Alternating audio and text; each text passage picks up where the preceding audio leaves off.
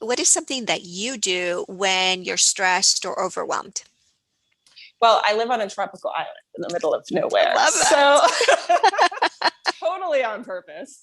So the number one thing I do if I really need a reset is the beach is 10 to 15 minutes away at all times. So my favorite thing to do is if you haven't seen Guam beaches, look up the pictures. It's just beautiful turquoise blue.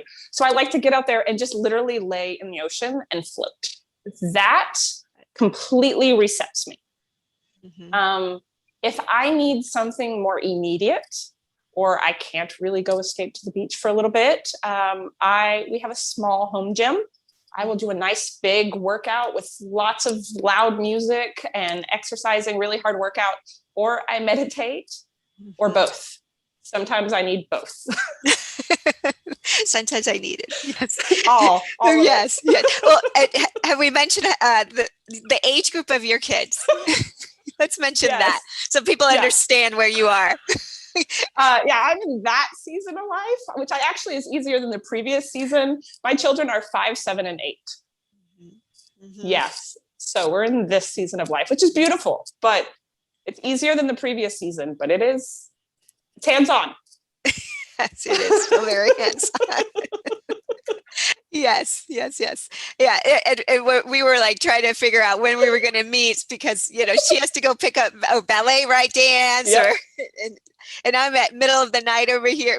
We made it work. We made it work. Yes. Always make it work. Yeah. Exactly.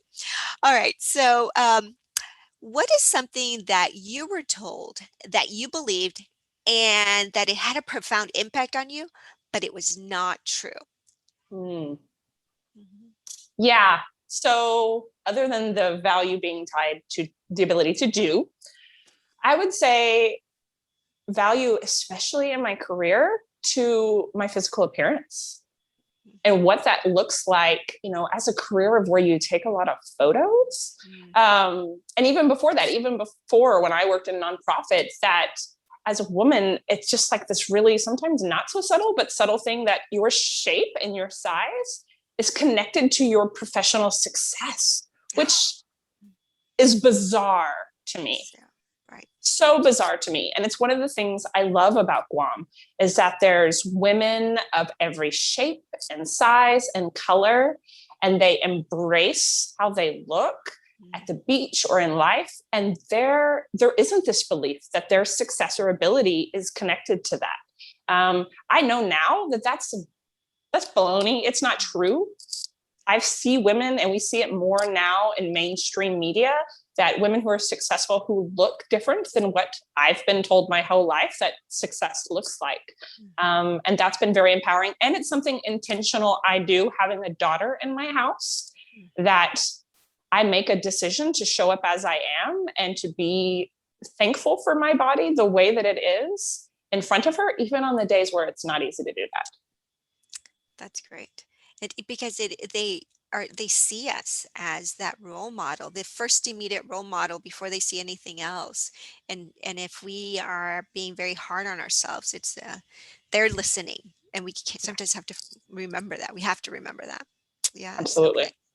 So, what is something that you deeply yearned for that you are still on the journey to attain?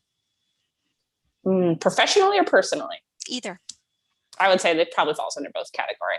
Um, Growing up, I grew up in Corpus on the beach. And so I always was the kid who ran towards the seaweed to take it apart to see what was in it. So I've always been obsessed with the ocean. That's my first love. And so now that we live in Guam, environmental education, and conservation is something I'm so passionate about, especially around the ocean, specifically sharks and manta rays. It was the first thing I wanted to study in college, and I went a different direction.